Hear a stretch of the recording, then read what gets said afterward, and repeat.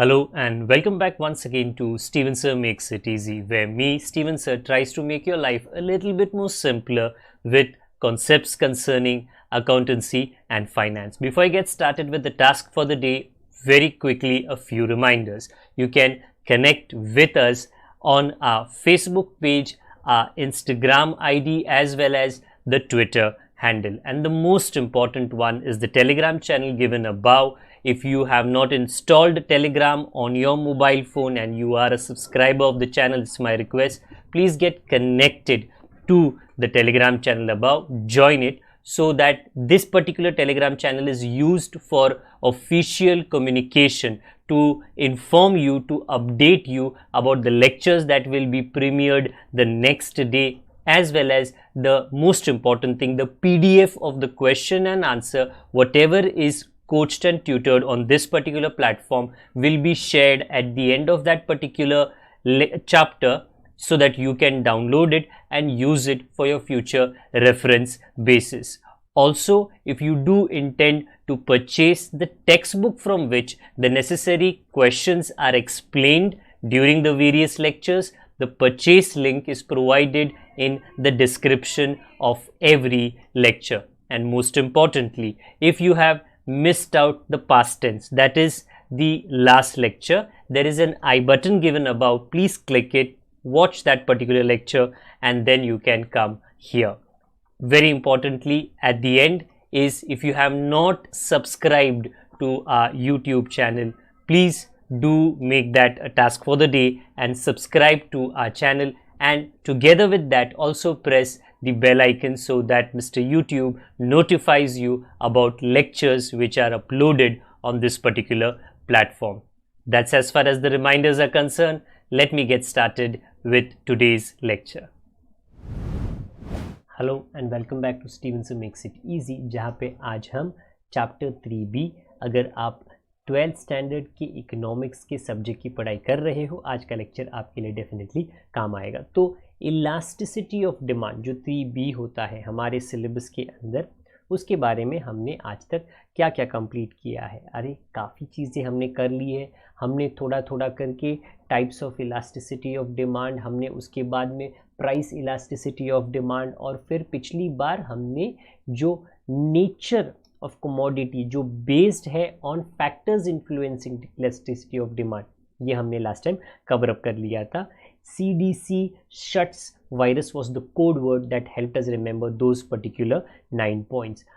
Today's journey, आज की हमारी यात्रा importance of elasticity of demand के ऊपर निर्भर करता है। हम में से काफ़ी बच्चे ऐसे हैं, आप में से काफ़ी बच्चे ऐसे हैं, काफ़ी ऐसे लोग हैं जो बोलेंगे सर आप पढ़ाते हो, आप बताते हो, बट सर ये काम किसको आता है, ये काम कब आता है, सर ये क्या है रबर बैंड का चक्कर, सर आप इलास्टिसिटी बोलते हो, कभी थोड़ा खींचा जा सकता है, कभी बहुत ज़्यादा खींचा जा सकता है, कभी खींचने से कोई फ़र्क नहीं गिरता, कभी खींचने से बहुत ज़्यादा फ़र्क गिर जाता है, सर किसको काम आता है ये।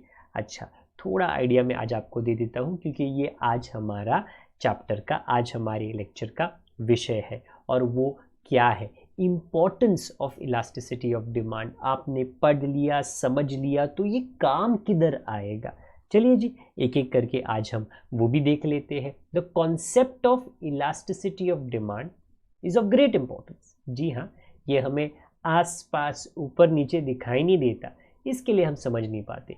To producers, farmers, workers and government, इन सभी को इलास्टिसिटी ऑफ डिमांड को अगर वो समझते हैं, उनको काम आ सकता है। Lord Keynes considered this concept to be the most important contribution of Alfred Marshall. Alfred Marshall ji ने, जिन्होंने काफ़ी कॉन्सेप्ट्स को समझाया है इकोनॉमिक्स के विषय में, काफ़ी किताबें लिखी है, उनके इस कॉन्सेप्ट को, that is the importance of elasticity of demand, बहुत इम्पॉर्टेंट सिग्निफिकेंस दिया जाता है। सबसे पहले ये किसको काम आता है, इम्पोर्टेंस टू अ प्रोड्यूसर।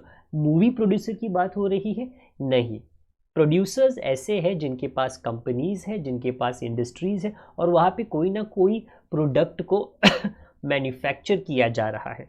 तो अगर ये प्रोड्यूसर मैन्युफैक्चरर को इलास्टिसिटी ऑफ डिमांड अपने प्रोडक्ट का समझ आता है, तो वो क्या कर सकता है, पढ़े। Every producer has to decide the price of the product, उसको प्राइस डिसाइड करना पड़ेगा ना। ऐसा तो नहीं है मैंने ये प्रोडक्ट बना दिया, बनाने में 30 रुपया है, बेचने में मैं 200 रुपया लूँगा। देखो भाई अगर बनाया 30 रुपये के लिए और उसके 6 गुना ज़्यादा आप बेचने की कोशिश करो तो वो वाला जो ड्रामा है ना हिट नहीं हो पाएगा, वो वाला टेक्निक जो है ना हिट नहीं हो पाएगा, क्योंकि एक रीजनेबल सेलिंग प्राइस आपके प्रोडक्ट के लिए समझ आता है, बट एकदम 5-6 गुना ज़्यादा नहीं, ये तो लोगों को भी हजम नहीं हो पाएगा। For this purpose elasticity of demand becomes important.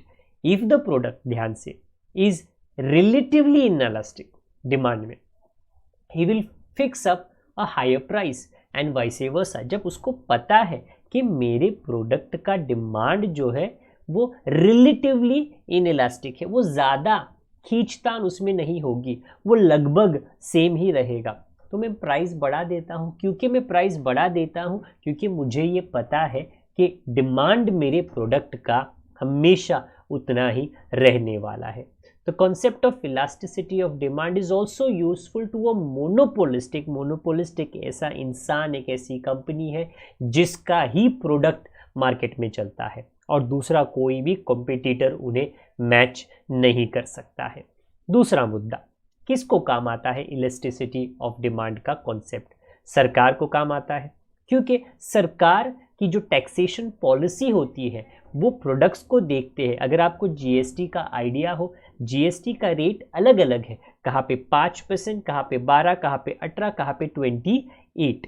अब 28 के अंदर ऐसी चीज़ें आती है जो लग्जरी की चीज़ें होती है, जो सरकार को भी पता है कि ये जो लग्जरी की चीज़ें हैं, लग्जरी की खरीदारी है, ये ऐसे लोग करते हैं जिन्हें प्राइस से कोई मतलब नहीं है, तो सरकार उसके ऊपर ज़्यादा टैक्स लगाती है। बट वो चीज़ें जो रोज़मर्रा एक एवरेज पर्सन को ज़रूरत पड़ता है वो कम टैक्स ब्रैकेट में रखा जाता है। So for the government also for framing their taxation policy they must understand the concept of various products that they tax by the concept of elasticity of demand.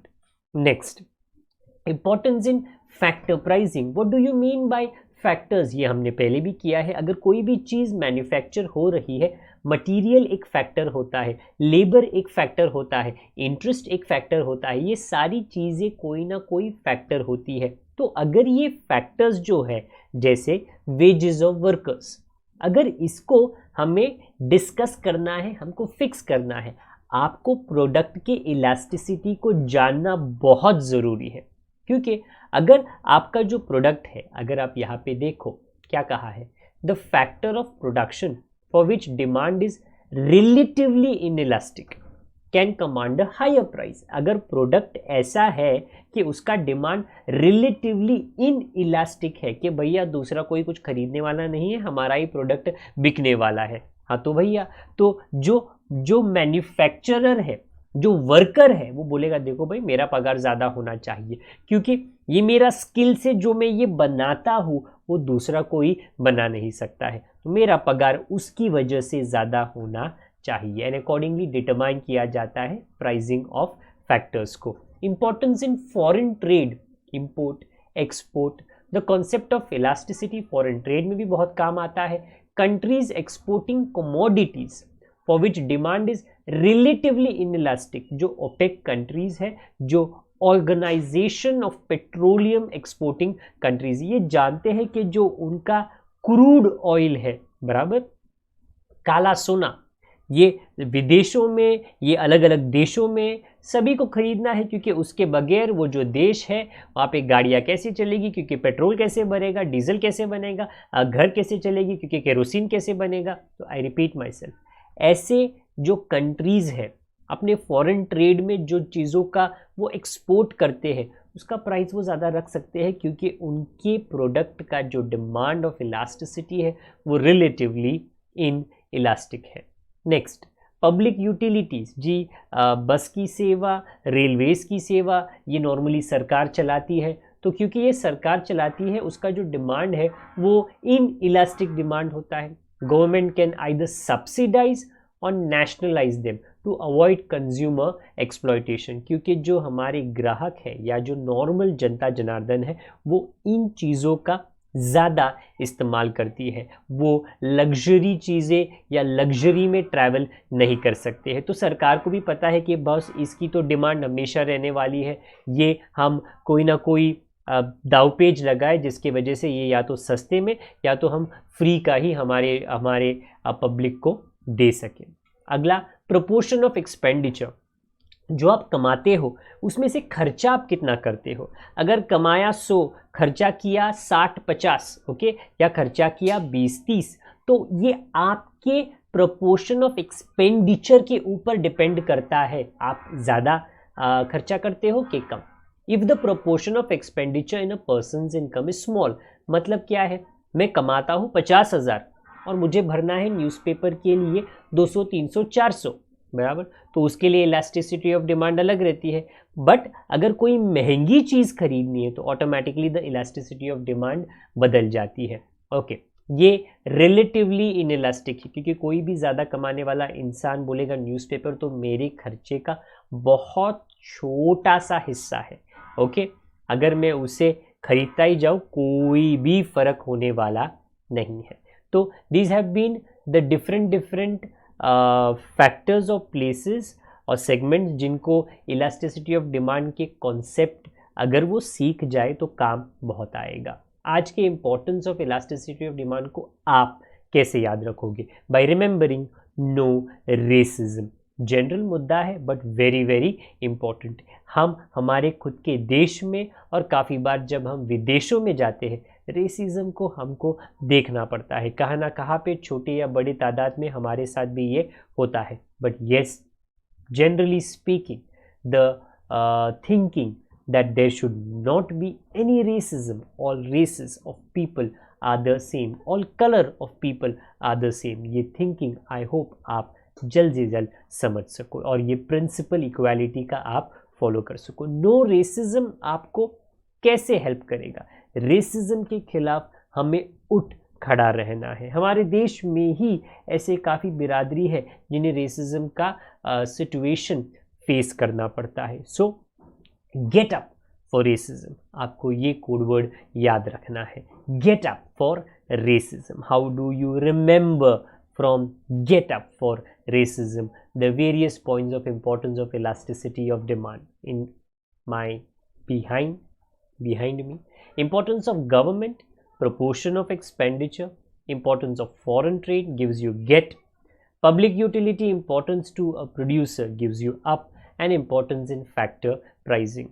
As usual we do our best इस channel पे, जो लोग इस channel को चलाते हैं, which is between me and my Mr. Technical, कि अगर हम कोई कोडिंग आपको दे रहे हैं but that coding is not simply a coding, it is something that makes sense, okay, और मे भी हम आपको कुछ एक्स्ट्रा पढ़ा सके, हम अपनी तरफ से ये हमेशा पूरी कोशिश करते रहेंगे। आई होप आपको ये कोडिंग इस आंसर के लिए काम ज़रूर आएगा। अगर आप नए हो सब्सक्राइब ज़रूर कीजिए, अगर आप पुराने हो तो शेयरिंग करते रहिए। अगर कोई डाउट है कमेंट बॉक्स का इस्तेमाल आप हमेशा कर सकते हो। जब तक मैं आपको दोबारा ना मिलूँ आप अपना ख्याल रखिए, बड़ों का, छोटों का, परिवार वालों का, सभी का ख्याल रखिए। Good day to all of you, God bless, bye for now.